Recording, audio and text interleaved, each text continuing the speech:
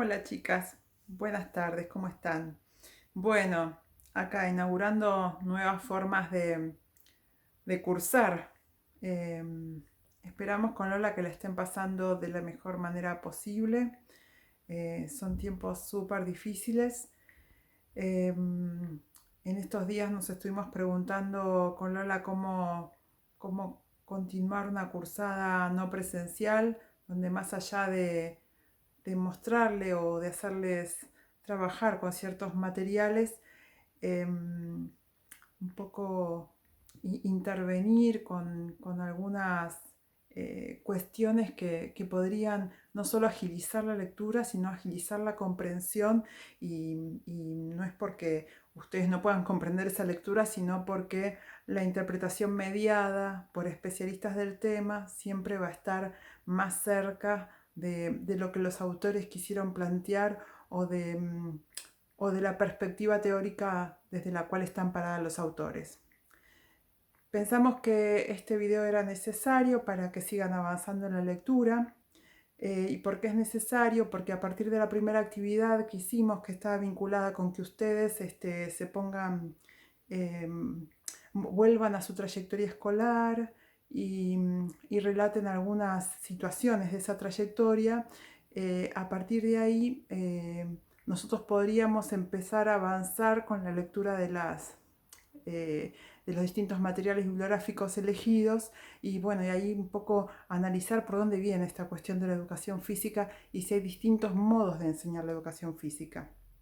Ahora bien, en este dispositivo así tan extraño, donde nos hace falta una pizarra, una tiza o al menos un dispositivo que nos permita mediar en esa explicación, se nos ocurrió que un video podría ser interesante, no ya a modo de conferencia, porque es un plomo, sino a modo de una intervención que permita relacionar lo que ustedes escribieron con los análisis sobre modelos de enseñanza que nosotros queremos poner en juego. Ahora bien, van a ver que la cosa va a ir cambiando, yo voy a ir cortando, voy a hacer el video en distintas partes porque es que si se hace muy extenso después es muy difícil de subir y también va a ser muy difícil para descargar de parte de ustedes. Así que, bueno, en principio algo que vamos a hacer. Con Lola vamos a poner en circulación los relatos que ustedes hicieron para que todas puedan leer, si tienen ganas de leerlos, por supuesto. De todas maneras, digo si tienen ganas porque no es obligatorio, de todas maneras lo que yo hice fue un resumen de esto que escribieron. Esto en una dinámica de clase sería interactivo, ustedes dirían características, nosotros las anotaríamos en el pizarrón y a partir de ahí construiríamos una lógica de esas características. Esas características no son características aisladas, sino son características que todas juntitas dan cuenta de un determinado modo de pensar la enseñanza de educación física en un determinado contexto sociohistórico. Ahora bien, les muestro un poquito qué es lo que armamos en relación a lo que ustedes escribieron. Estoy con un palito de selfie que me resultó lo más interesante para armar este dispositivo y mi ventana va a ser el pizarrón. Ahí vamos. A ver si puedo cambiar. No puedo cambiar de cámara. Voy a tener que cortar el video y volver a empezar. No volver a empezar esto, sino que voy al pizarrón. Bien, ¿qué tenemos acá? Ustedes han hecho unos relatos donde nosotros pudimos extraer de esos relatos algunas características que son comunes o que al menos nos marcan tendencias. En algunos casos ustedes las marcaban como particulares. ¿Por qué particulares? Porque ustedes dicen, bueno, mi primaria sucedió en tal época, en esa época era muy importante tal o cual cosa. Esto ya lo vamos a ver. En general, en la escuela primaria, lo que ustedes pudieron escribir en sus relatos es que la clase era una rutina, no específicamente porque se hiciera siempre lo mismo, o a veces sí, sino porque se sucedía de la misma manera. Había juegos variados, ¿sí? Alguien habló sobre la particularidad de la elección de los equipos.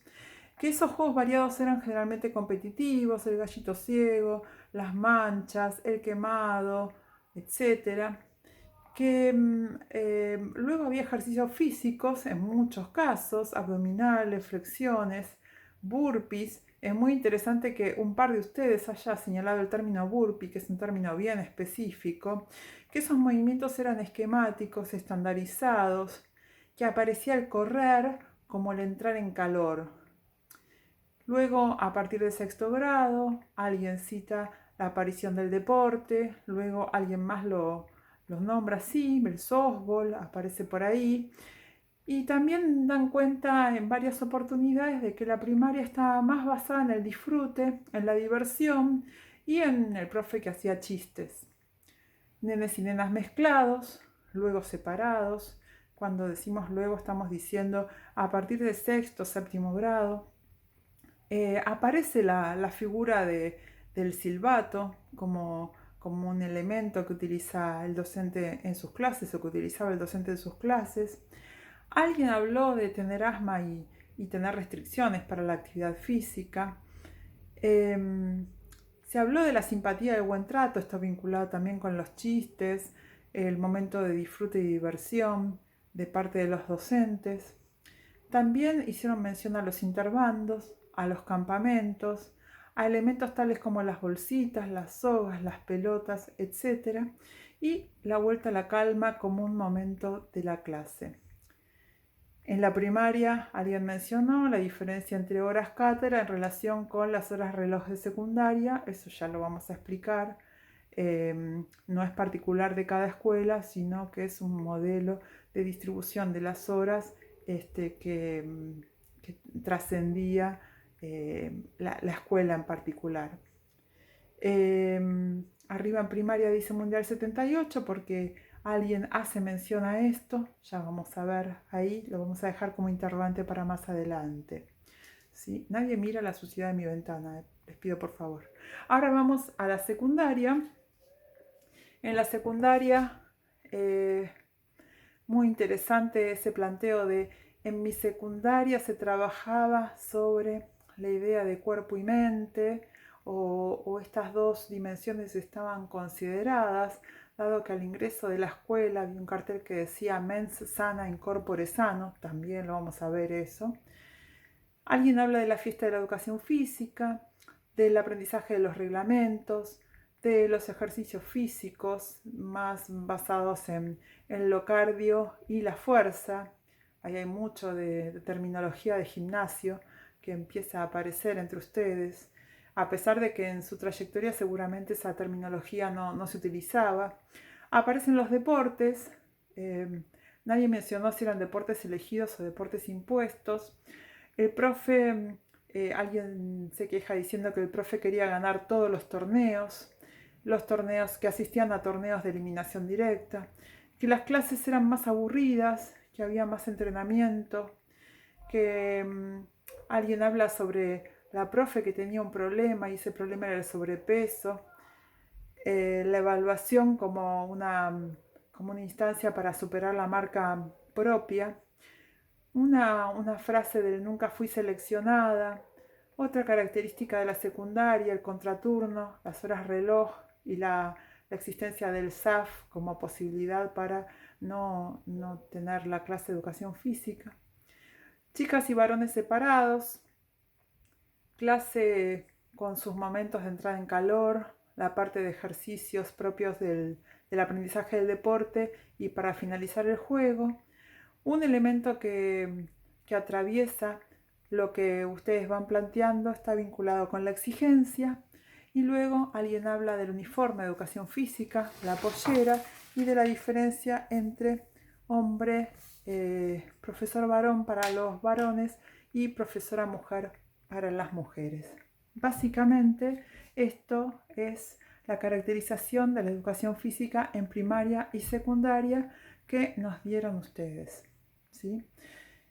Es una caracterización que nos atraviesa en todas las épocas, más allá de las edades que tengamos y las diferencias generacionales que tenemos, esos formatos, esas características de la educación física son reconocidas por todas nosotras, en mayor o en menor proporción, pero todas hemos pasado por este tipo de educación física. Hayamos sido escuela primaria, hayamos sido privada, perdón, o escuela de gestión estatal, hemos pasado, nos reconocemos en estas características. Reconocernos en estas características no significa compartir nuestra, nuestra posición frente a la educación física.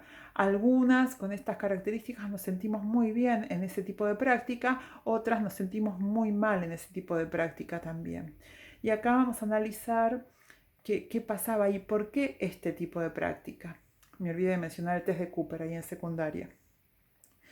Ahora bien, vamos a hacer una introducción que luego vamos a profundizar y que luego vamos a conceptualizar más precisamente.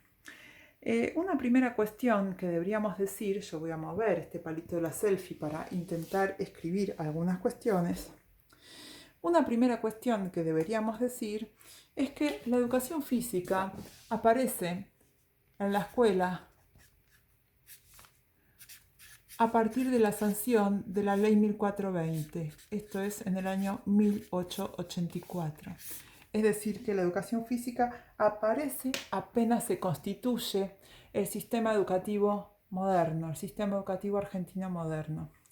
Sabemos que antes de la ley de 1420 ya había escuelas o había formas educativas, pero lo que hace la ley 1420 es estructurar de alguna manera el sistema educativo argentino. Ahora bien, ¿cómo es que aparece la ley 1420 o cómo es que aparece, perdón, la educación física en la ley 1420? Por un lado, el artículo 6 de la ley 1420 establece qué materias comprende el mínimo de instrucción obligatoria. Y dentro de esas materias tenemos a la gimnástica. La gimnástica aparece como una materia que debe impartirse en la escuela obligatoria y luego la gimnástica, esa denominación va a pasar a convertirse en educación física cuando en 1905 Enrique Romero Brest, que se lo considera el padre de la educación física, sancione o cree o genere a partir de lo que luego iba a sancionar el sistema educativo, lo que es el Sistema Argentino de Educación Física. Ahora bien, otro de los artículos que plantea la Ley 1420 es el artículo 14, que dice: las clases diarias de las escuelas públicas serán alternadas con intervalos de descanso, ejercicio físico y canto.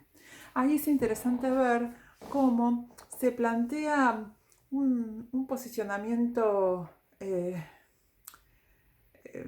se diría, secundario de lo que sería el ejercicio físico, dado que parecería ser que en el aula sucede lo importante, lo intelectual, y afuera sucede aquello que tiende a generar cierto tipo de descarga, de descanso, de distracción, de salirnos del agotamiento que nos genera lo intelectual del aula, en nuestro caso de la sala. ¿Sí? Entonces ahí, fíjense cómo empiezan a aparecer algunas cuestiones que nosotros decimos que parecerían ya dividirse las asignaturas escolares en esas asignaturas como llamadas, entre comillas, fundamentales, y las asignaturas llamadas especiales. Fíjense que lo que está por fuera justamente es descanso, el recreo, ejercicio físico, educación física y canto, la música. ¿Y qué escuela estaba pensada para ese sistema educativo incipiente, estructurado por esa ley? Una escuela atravesada por las ideas de la época, ideas provenientes de la didáctica, de la ciencia, de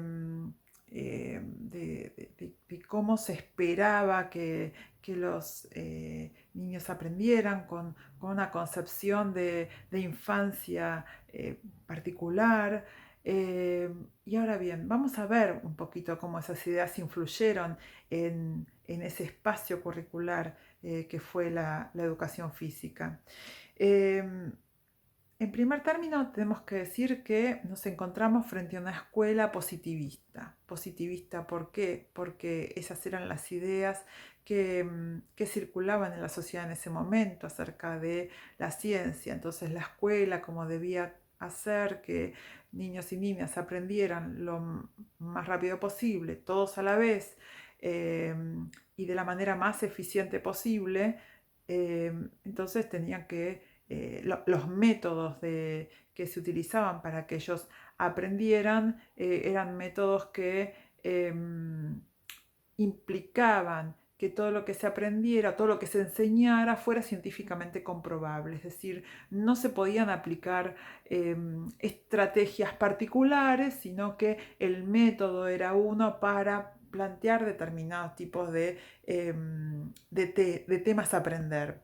Esto lo va a hacer muy bien Romero Brest. Romero Brest, padre de la educación física, era médico, ¿no? Y como médico se le encarga, él iba a hacer un posgrado a Europa y él en ese momento ministro de Educación de la época, que no era su denominación ministro de Educación, sino director general técnico, Pablo Pisurno, que era muy amigo de él, le pide que se quede para armar el sistema argentino de educación física. Esto va a suceder en 1905 recién, así que vamos a ver luego, cuando veamos la parte de historia, qué pasa entre 1884 y 1905, es decir, quién enseña esa gimnástica que aparece en la escuela. Posiblemente, si vieron el video de Pública y Gratuita, ya saben quiénes fueron los que enseñaron gimnástica en la escuela hasta la aparición del Sistema Argentino de Educación Física.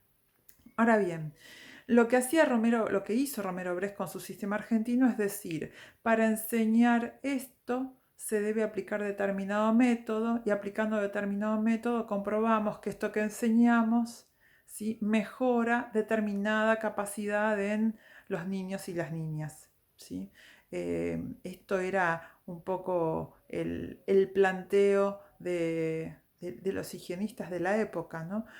Pensar en ese equilibrio entre lo que pasaba en el aula y lo que pasaba fuera del aula, en relación con lo corporal y la salud de esos niños y niñas. Eso por un lado, positivismo. Por otro lado, tenemos las ideas de cuerpo imperantes en la época. Las ideas de cuerpo hablaban de una dualidad, esa dualidad, ¿sí? A ver si se ve, esa dualidad, por un lado mente, por otro lado lo que sería el cuerpo físico. Entonces en esa dualidad lo vemos clarísimo cuando decimos en el aula pasan determinadas cosas y esto tiene que ver con, ¿no?, esos aprendizajes de tipo intelectual y afuera pasan otras cosas vinculadas con lo corporal. Adentro, en el aula, el cuerpo está quieto, está fijo, con esos, recuerden los formatos de las aulas, ¿no? Pupitres adosados al piso, con niños en quietud, tratando de ejercitarse en los saberes intelectuales que cada una de las asignaturas traía, ¿no?, a colación en ese aula. Y lo que pasa en el patio es que ese ejercicio físico funciona como un modo de que ese cuerpo logre ese equilibrio entre movimiento y quietud, ¿sí? Esto en principio. Por otro lado, sabemos cómo el fordismo se toma como un modo de organizar también la escuela, ¿no? Las ideas vinculadas con el fordismo atravesaban a la organización del trabajo en la sociedad y no es menor que la estructuración de la escuela esté vinculada con estas ideas. Especialización, línea de montaje, ¿sí? El aumento de la productividad y un elemento central para pensar la escuela que era el rendimiento, ¿sí? Piensen que el fordismo lo que se se plantea o surge como una forma de pensar, acá voy a escribir rendimiento porque va a ser una palabra central para nosotros, como una forma de pensar, recuerden que surgió desde una automotriz, ¿no? Eh, para mejorar los niveles de producción, y para esto a Ford se le ocurre justamente lograr instancias de especialización. Ya no todos los operarios hacían la misma tarea, sino cada operario se eh, especializaba en una tarea, y luego había un grupo de operarios que hacían el ensamblaje, que estaban en la línea de montaje, y otros que controlaban la calidad. Esto mismo pasa en la escuela, no solo en las asignaturas escolares, porque piensen que cada uno de esos campos, ¿no? En los que se dan los aprendizajes constituyen justamente esta misma especialización, ¿no? Sino que se da al interior de la educación física. El cuerpo también es concebido de esa manera. El cuerpo es concebido como un conjunto de partes que hay que de alguna manera ajustar, mejorar para que ese rendimiento aumente. Algunos teóricos lo llaman a esto una concepción de cuerpo-máquina. Entonces el cuerpo como una máquina que tiene que aceitar sus partes para funcionar mejor.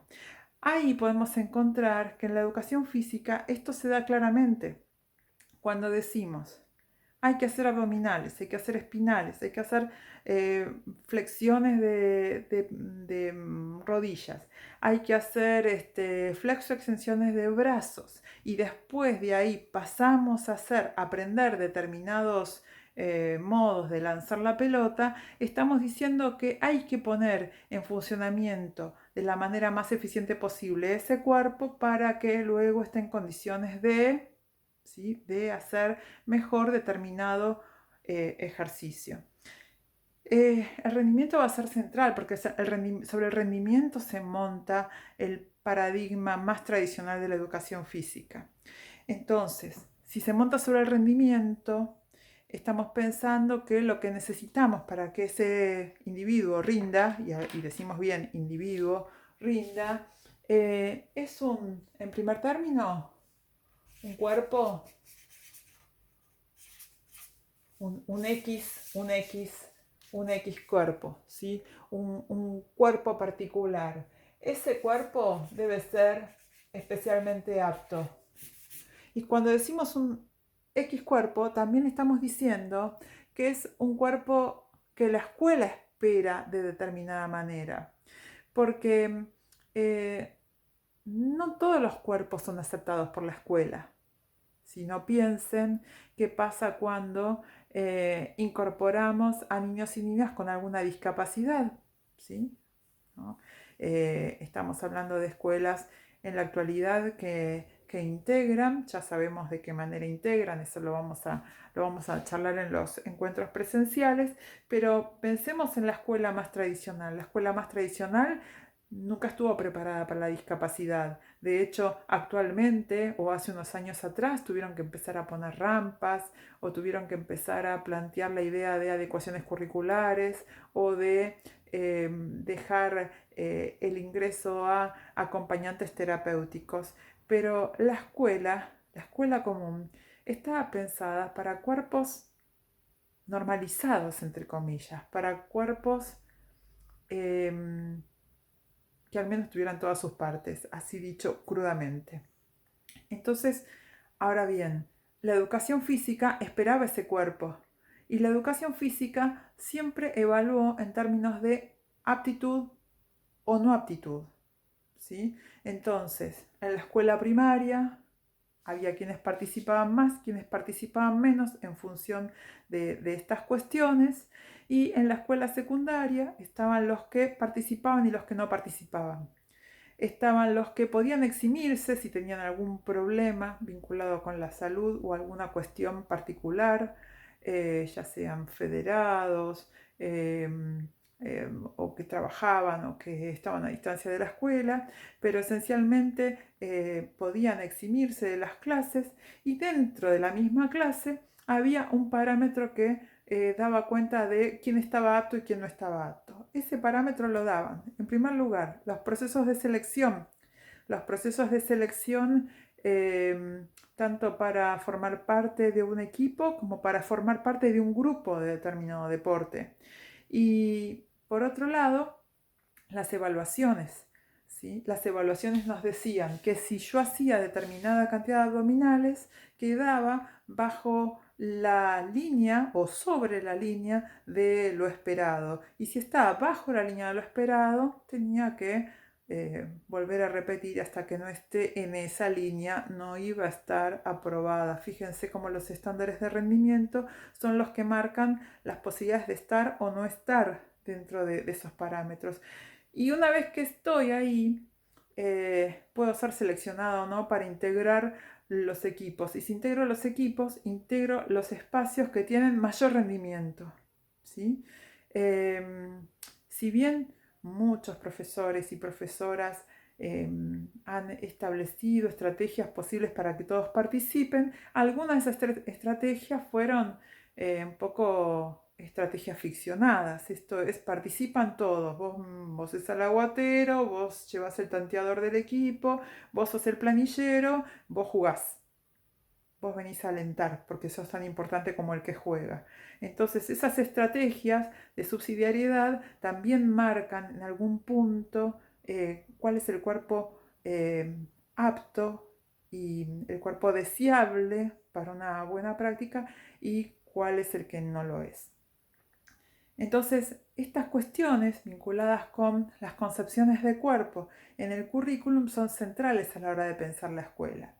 Decimos todo el tiempo que mientras que las concepciones sobre el cuerpo no se modifiquen y no atraviesen otros contenidos de la escuela no va a hacer una modificación sustancial de sus procedimientos, de sus cuestiones, de su impronta vinculada con el cuerpo y las problemáticas que implican no abordar, ¿no? A la cuestión del cuerpo en su totalidad. La mayor cantidad de las prácticas vinculadas con el bullying están centradas en el cuerpo. Hay que pensar que la educación física está plantada sobre la relación que existe entre cuerpo y movimiento. El cuerpo es exposición. Cuando yo muevo mi cuerpo me estoy exponiendo. Y cuando me estoy exponiendo hay un otro que lo mira y en función de ese reconocimiento o no reconocimiento del otro yo tengo posibilidades de hacer más o de hacer menos. ¿Sí? Entonces ahí hay como un nudo que tenemos que empezar a no solo a comprender, sino a desanudar. Un montón de cosas más para decir sobre esto, pero no vamos a hacer el video tan extenso porque no sé cuánto podré subir o cuánto me va a permitir subir. Pero sigamos con esta cuestión. Dado que las ideas de cuerpo, la concepción de infancia, las ideas vinculadas con la organización del trabajo y del trabajo escolar y la lógica positivista de la escuela, dada esa conjunción, podemos decir que a la educación física en su modo más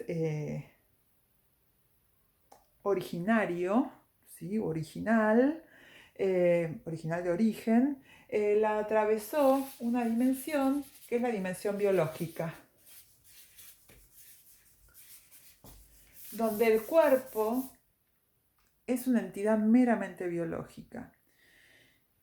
¿Esto es posible? Sí, es posible. Todavía no existían en la sociedad ideas vinculadas con la psicología, mucho menos con la sociología. Entonces, el cuerpo se concebía como una entidad biológica. La biología nos atravesaba, por eso lo biológico y lo mecánico vinculado con el Fordismo es lo que va a primar en este modelo tradicional de enseñanza de la educación física. ¿Sí? van a leer en textos que hablen de la educación física bajo la mirada tradicional que la educación física se considera biológica y mecanicista. Esto es lo que está queriendo decir. Cuando decimos biológico, estamos diciendo un profe, una profe que le dice a su alumno: vos copiame, vos hacé como yo lo hago, no pienses, hacelo, ¿sí? O un profe, una profe que dice, los chicos absorben, uno muestra y ellos copian, ¿sí? Ahí hay una fuerte negación de los procesos cognitivos, que ya vamos a ver que sí existen, sabemos todas que existen. Entonces, ahí uno debería decir, ¿este profe desconoce los procesos cognitivos? No, uno debería decir, está encarnada en la formación del profesorado todavía el paradigma tradicional que supone que lo biológico está por sobre las otras dimensiones. Las otras dimensiones no han ingresado en muchos casos a la formación docente. Las otras dimensiones se desconocen como tal. ¿Por qué? Porque el paradigma tradicional vino dando respuestas a la enseñanza de la educación física. La enseñanza de la educación física según ese modelo, un modelo de rendimiento. Entonces, como el modelo es de rendimiento, lo que me va a pasar es que yo voy a querer seleccionar. ¿Por qué voy a querer seleccionar? Porque me va a interesar aquellos que rindan más. ¿Y por qué voy a seleccionar? Porque en realidad una de las cuestiones que está vinculada con la educación física fuertemente es la competencia. Y la competencia que requiere rendimiento. ¿Sí? Y en una sociedad competitiva a nadie le gusta competir para perder. Entonces, cuando por acá, ¿no? Decíamos, nunca fui seleccionada, había entrenamiento, el profe quería ganar todos los torneos y aparece el deporte, aparece acá el deporte, aparece acá el deporte, estamos diciendo, ahí aparece con fuerza este modelo, ¿sí? Cuando estamos diciendo el test de Cooper, ¿sí? O los ejercicios físicos eran evaluados para superar marcas, estamos diciendo, ahí se buscaba determinada performance de esos alumnos que daban cuenta de si estaban por arriba o por debajo de una marca. Esto era un parámetro. A ver, la escuela no estuvo exenta de... La escuela, cuando digo la escuela, digo, otras asignaturas no estuvieron exentas de este modelo. ¿Sí? Pero nosotros ahora lo que hacemos es tamizarlo a través de la educación física, mirar qué pasó con la educación física. ¿Sí? ¿Qué otras cuestiones? A ver qué repaso. Corto un poquito porque por ahí es un poco largo para que suba y vuelvo a empezar. Ahora bien, si el modelo era o es el modelo biológico, la biología nos dice que hay grandes diferencias entre varones y mujeres. Eso lo nos dice la biología. Cualquier libro que hable sobre desarrollo motor va a decir que a los 10 años varones y nenas se diferencian fuertemente porque los varones empiezan a desarrollar a partir de la aparición de una enzima mayor posibilidad de desarrollo muscular y pueden empezar a desarrollar sus fibras musculares de una manera diferente a como la desarrollan las niñas. Por lo tanto, varones van a tener más fuerza que las niñas. Sí, desde el punto de vista biológico, sí. Cuando uno agrega el componente o cruza con el componente social, eso está por verse. ¿Sí? Igual no es ni tan taxativo ni tan tajante como enunciado, pero sobre esta lógica se basó la idea de nenas y varones juntos hasta quinto grado y luego a partir de ahí se separan. Y nenas con nenas y varones con varones, es decir, profesora mujer con nenas, profesor varón con varones. Ahora hay algunos cambios que tienen que ver con el signo de época, ¿no? Pero esto es esencialmente lo que sucede. Ahora bien, ustedes dirán, pero en el jardín esto no pasa.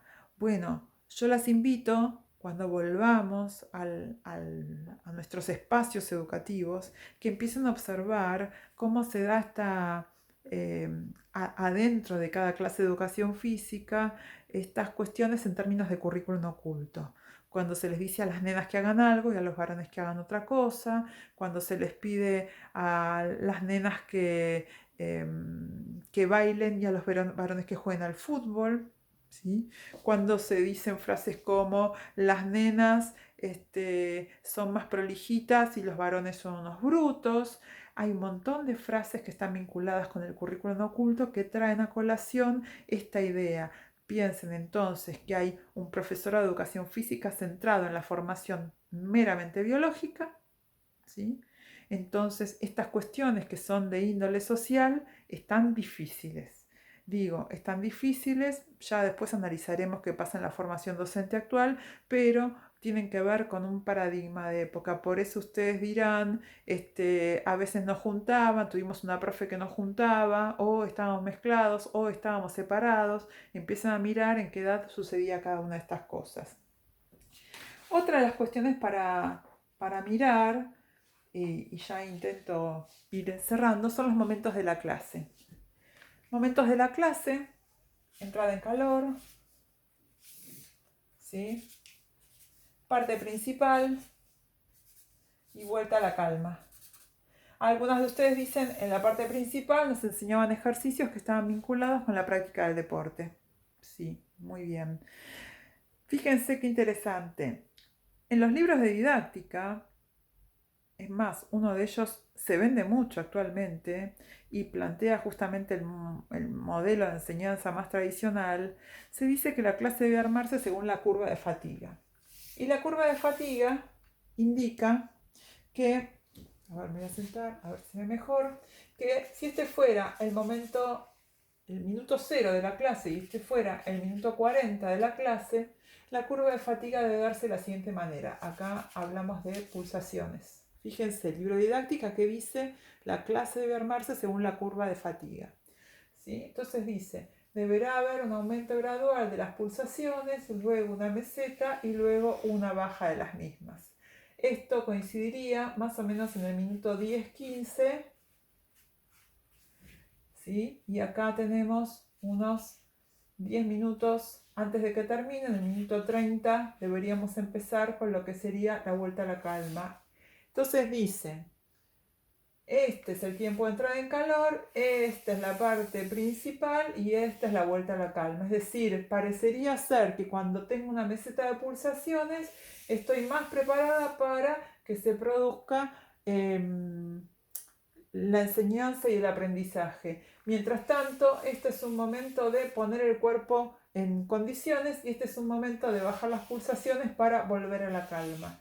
Entonces, decimos que esta denominación es una denominación de momentos que responde exclusivamente al modelo más biológico porque está basado justamente en la curva de la fatiga. Ahora bien, no es real que haya que poner no siempre hay que hacer entrada en calor, aunque podríamos entrar con los colegas en una discusión enorme al respecto. Pero lo que decimos es que en el minuto 0 de la clase comienza el trabajo sobre el contenido seleccionado para enseñar. Y ese trabajo termina en el minuto 40. Se decía que este era el periodo para poner a los chicos para bajarlos de revoluciones para que vuelvan a la sala tranquilos. Y la pregunta es, ¿yo tengo que emplear 10 minutos de mi clase para hacer que los chicos vuelvan a la sala tranquilos?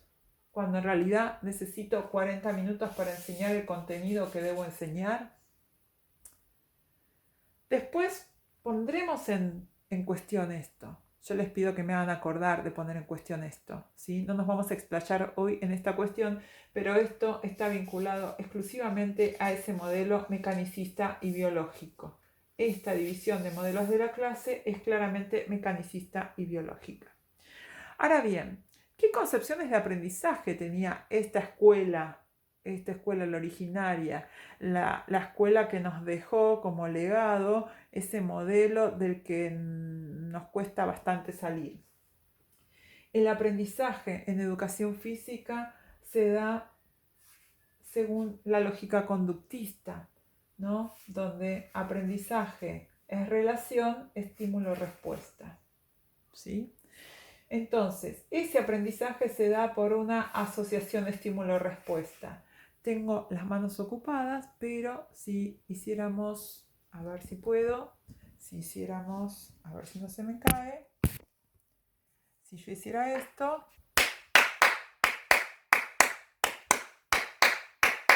todo el mundo sabría qué movimiento tiene que hacer. Y si hiciera esto otro, también sabrían qué movimiento tienen que hacer. Fíjense que esa es la lógica estímulo-respuesta. Ante un estímulo, yo espero una determinada respuesta. Esa respuesta es una respuesta única. Esa respuesta responde a un determinado modelo. Cuando el modelo no es este, el del aplauso, el modelo puede ser una práctica que yo haga. Entonces yo lo muestro como profe y el otro lo tiene que repetir. Y hasta que el modelo no salga exactamente al esperado, entonces habrá que repetir, repetir, repetir, practicar, practicar, practicar. ¿Sí? Entonces, esta lógica, ¿no? por la cual un individuo aprende, espera que haya repetición, memorización, evitación del error, el error no es posible, reforzamiento.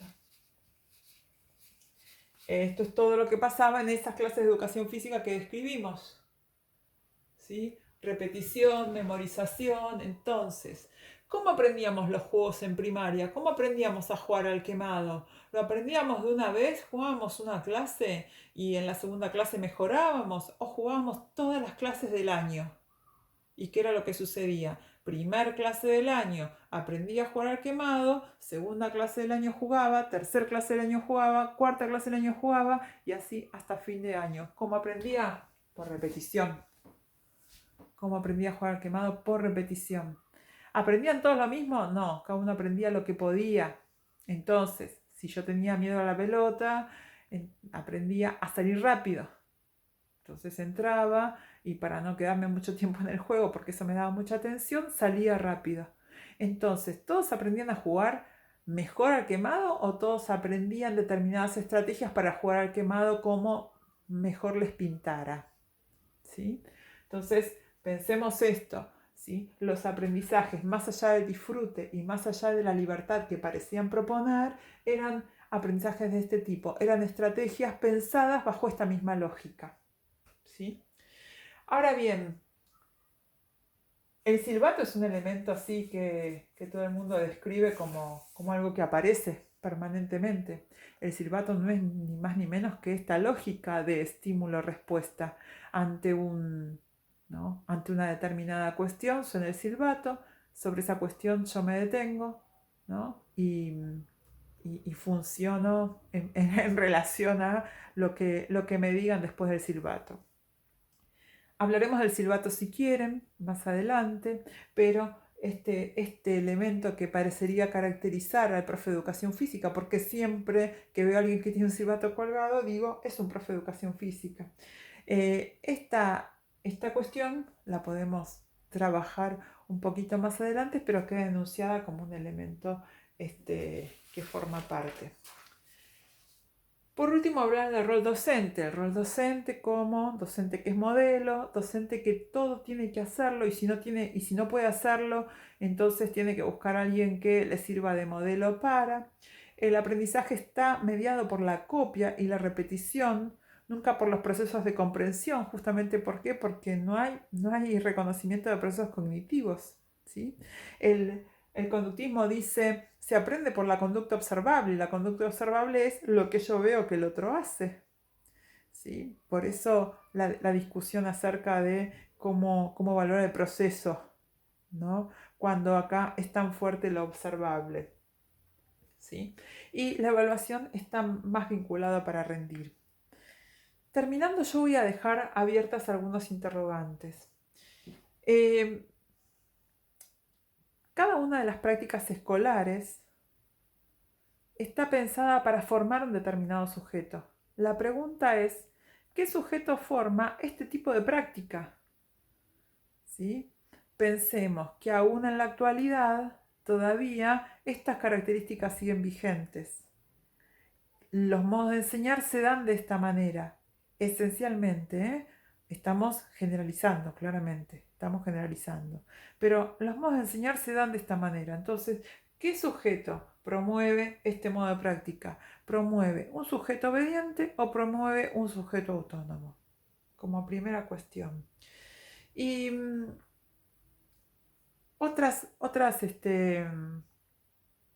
traigo otra cuestión, que es un poco eh, algunas cosas que ustedes plantearon en sus relatos y que nos van a quedar pendientes y que yo las puse ahí como preguntas, las voy a leer, que nos queda pendiente.